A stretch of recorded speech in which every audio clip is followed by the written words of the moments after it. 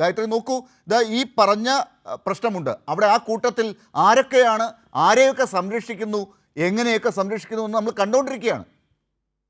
ഇവിടെ ശ്രീ പ്രേംകുമാർ പറഞ്ഞ ഓരോ വാക്കുകളെയും അതേപോലെ ഞാൻ ആവർത്തിക്കുന്നു എന്നാണ് ഞാൻ ഇതിൻ്റെ അടിയിൽ സൈൻ ചെയ്യുന്നത്. കാരണം നമുക്ക് മനസ്സിലാവുന്നുണ്ട് ഇന്നും ഇന്നലെയും അല്ല ഈ രാഹുലും ഷാഫിയും തമ്മിലുള്ള ഒരു കൂട്ടുകെട്ട്. രാഹുലും ഷാഫിയും തമ്മിലുള്ള കൂട്ടുകെട്ട് ചെയ്യുന്നതെല്ലാം തെറ്റ് എന്ന് പൊതുജനത്തിന് നമുക്ക് പലപ്പോഴും തോന്നും. ഏതേതെല്ലാം കാര്യങ്ങളുണ്ട്. വടകര ഇലക്ഷനിൽ കണ്ടു, പാലക്കാട് കണ്ടു, അവരുടെ സൈബർ ഇടങ്ങളുടെ അവരുടെ പോസ്റ്റുകൾ കാണുന്നുണ്ട്, അവരുടെ ഓരോ പ്രവർത്തികളും കാണുന്നുണ്ട്.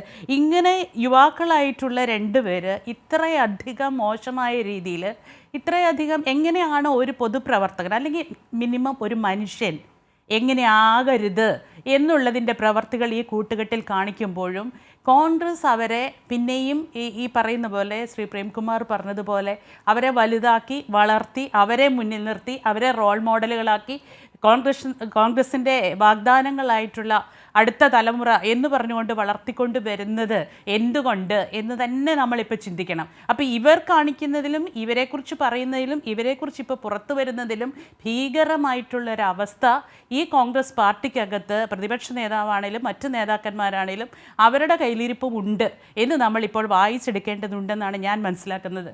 പക്ഷേ ഇതിനെക്കുറിച്ചൊന്നും എനിക്കിപ്പോൾ പറയാനൊന്നുമില്ല. കാരണം എന്ത് പറയണം? കേരളത്തിൽ താമസിക്കുന്ന, കേരളത്തിൽ ജീവിക്കുന്ന ഒരു ചെറുപ്പക്കാരൻ എങ്ങനെ ആവരുത്, ഒരു മനുഷ്യൻ എങ്ങനെ ആവരുത്, ഈ സമൂഹത്തിൽ ആ മനുഷ്യൻ്റെ മുഖം എങ്ങനെ ആവരുത് എന്നുള്ളതിന് ഏറ്റവും വലിയ ഉദാഹരണമായിട്ട് ആദ്യം മുതൽ, ഇപ്പോൾ മാത്രമല്ല ആദ്യം മുതൽ രാഹുൽ മാങ്കൂട്ടം എന്ന് പറയുന്ന യുവാവ് കാണിച്ചിട്ടുണ്ട്. വ്യാജൻ എന്ന് വിളിച്ചത് ഏത് അടിസ്ഥാനത്തിലാണ്? സ്വന്തം സ്വത്വവും സ്വന്തം രാഷ്ട്രീയ അസ്തിത്വവും വ്യാജ നിർമ്മാണത്തിലൂടെ ഉണ്ടാക്കാൻ ശ്രമിക്കുന്ന ഒരാളെ പിന്നെ എങ്ങനെ ഒരു രാഷ്ട്രീയ പാർട്ടി അവരുടെ മുഖമായിട്ട് കൊണ്ടു നടക്കുന്നു? അപ്പോൾ ആ രാഷ്ട്രീയ പാർട്ടി മൂല്യങ്ങളിൽ നിന്ന് എത്രമാത്രം പുറകോട്ട് പോയി? ഈ പോയ രാഷ്ട്രീയ പാർട്ടി ഏതാണ് എന്നാണ് നമ്മൾ ചോദിക്കേണ്ടത്. ഇത് ഇന്ത്യയുടെ പാരമ്പര്യമായിരിക്കുന്ന കോൺഗ്രസ് പാർട്ടിയാണ്.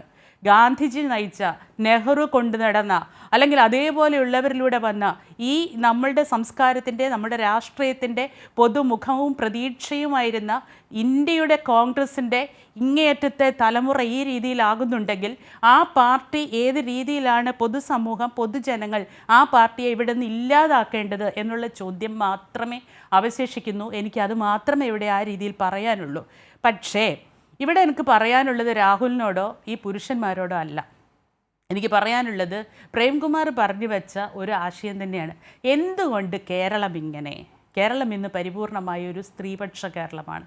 അവിടെ രാഷ്ട്രീയം നോക്കാതെ, തൻ്റെ പാർട്ടിക്കാരാണോ എന്ന് നോക്കാതെ, മറ്റൊന്നും നോക്കാതെ സ്ത്രീകൾ അവരുടെ നേരെയുണ്ടാകുന്ന ഇത്ര ആക്രമണങ്ങൾ, ഇത്തരം പ്രകടനങ്ങൾ, പെർവേർട്ടഡ് ആയിട്ടുള്ള രീതിയിലുള്ള അവരോടുള്ള സമീപനങ്ങൾ ഒക്കെ തുറന്നു പറയാനുള്ള ധൈര്യത്തിലേക്ക് ഇപ്പോഴും നമ്മൾ പറയുന്ന ഈ പുരുഷ കേന്ദ്രീകൃത ലോകം അങ്ങനെയാണ്.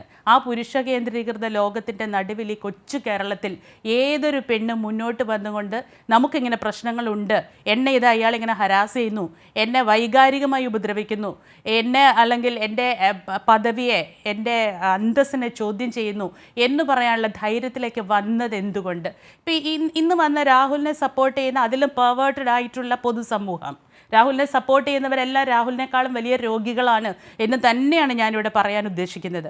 അങ്ങനെ രാഹുലിനെ സപ്പോർട്ട് ചെയ്തുകൊണ്ട് പൊതുമാധ്യമങ്ങളിൽ വന്ന് കമൻ്റ് ഇടുന്നവരുടെ ചോദ്യം 3 വർഷക്കാലം ഈ പെണ്ണ് എവിടെയായിരുന്നു എന്നാണ്. റിനി എന്ന് പറയുന്ന പെണ്ണ് 3 വർഷക്കാലം എവിടെയായിരുന്നു എന്നാണ് ചോദിക്കുന്നത്. ഈ 3 വർഷക്കാലം കേരളത്തിലുണ്ടായിരിക്കുന്ന സ്ത്രീപക്ഷ അന്തരീക്ഷം വളരെ വലുതാണ്.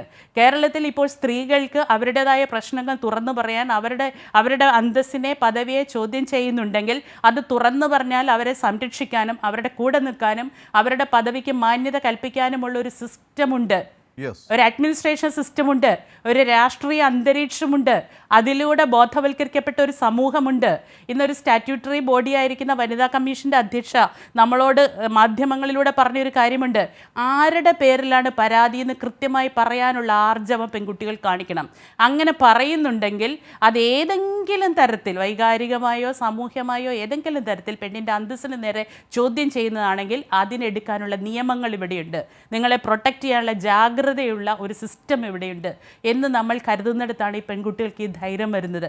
അതിനെയാണ് നമ്മൾ വലുതായി കാണേണ്ടത്. അതുകൊണ്ട് പെൺകുട്ടികളോടും സ്ത്രീകളോടും ഇപ്പോൾ പ്രേംകുമാർ പറഞ്ഞതുപോലെ കൊച്ചു പെൺകുട്ടികളൊന്നും അല്ല, അമ്മൂമ്മമാരുൾപ്പെടെയുള്ള സ്ത്രീകളോട് അവർ ജനിച്ചു വളർന്ന കാലഘട്ടമല്ല കേരളത്തിൽ ഇപ്പോൾ, അവർ ജനിച്ചു വളർന്ന അന്തരീക്ഷമല്ല കേരളത്തിൽ ഇപ്പോൾ.